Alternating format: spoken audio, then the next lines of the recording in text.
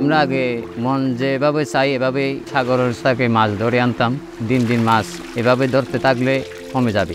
আগে আমরা শাপলা খাতা বিক্রি করে ফেলতাম, হাঙ্গর মেরে ফেলতাম। সিরাজাল ফেলালে, প্লাস্টিক ফেলালে, পুরা তৈল ফেলালে কি হইতে আমরা আগে জানতাম না।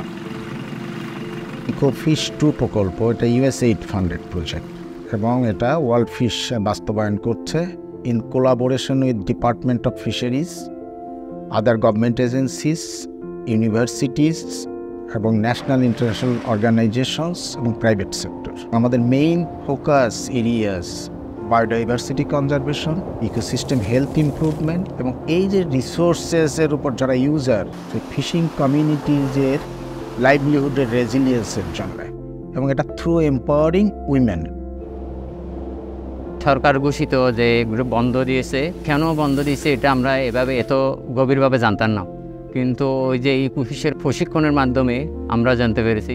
ওয়ার্ল্ড ফিশের ট্রেনিংয়ে শিখছি যে জীব বৈচিত্র্য কীভাবে রক্ষা করতে হয়। কাছে আমরা এখন ফেলে ছেড়ে দিই, শাপলা খাতা ফেলে ছেড়ে দিই, হাঙ্গর ছেড়ে দিয়ে ফেলাই। আগে তো অনেক ডিম লইলে গেলে বেশি গেলে লইলে এখন ডিম ফুলাই অনেক বাঁচছে, এখন সাগরের মধ্যে দিই। ল্যান্ডিং সেন্টার বেসড যে ফিশার্স ম্যানেজমেন্ট কমিটি, এটার মাধ্যমে কাজ করলে ফিশার্সদের সরাসরি খুব নিকটে থেকে ফিশারিজ ম্যানেজমেন্ট করা সহজ। ব্যবস্থা বলতে আমরা সাগরের সম্পদ রক্ষার্থে, সাগরের জৈব বৈচিত্র্য রক্ষার্থে আমরা একটা কমিটি করছি, ব্যবস্থা কমিটি। এটার সাথে জড়িত আছে আমার বুট মালিক, জেলে, শ্রমিক, বরফ ব্যবসায়ী, মাছ ব্যবসায়ী, ইউনিয়ন পরিষদ, মৎস্য অফিস, সবাই জড়িত এখানে এই ব্যবস্থাপনা কমিটি। কুলোঘাটের কাজ হইল সাগর পরিচ্ছন্নতা রাখা, সাগর পাড়ে এবং সাগর ভিতরে পলিথিন জাতীয় জিনিস, চিরা জাল, ফাড়া জাল, ওটা তুলে নির্ধারিত জায়গায় রাখা।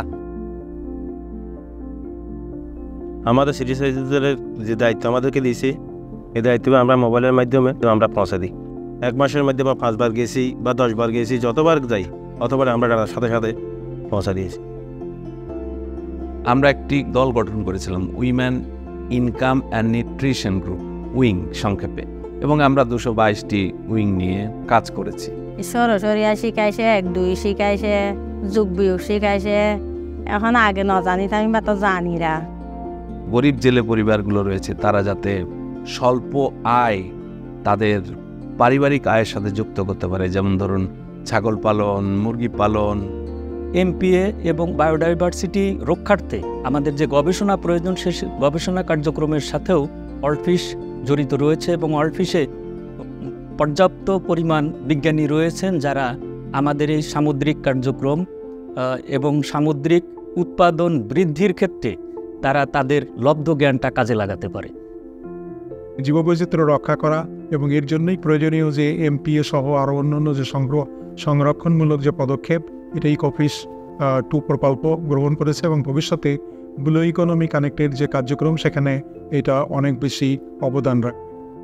ইকোফিশ বিডি প্রকল্পতে আমরা মূলত নববায়িকায় মৎস্য সম্পদ সংরক্ষণে নানান ধরনের উদ্যোগ নিয়েছি, যার বেশ কিছু উদ্যোগ ইতিমধ্যেই স্থানীয় এবং জাতীয় পর্যায়ে প্রশংসিত এবং স্বীকৃত হয়েছে। আমরা সামুদ্রিক মৎস্য সংরক্ষণ এবং উপকূলীয় জীববৈচিত্র্য সংরক্ষণে নানান ধরনের পদক্ষেপ ইকোফিশ 2 প্রকল্পের আওতা থেকে নিয়ে আসছি।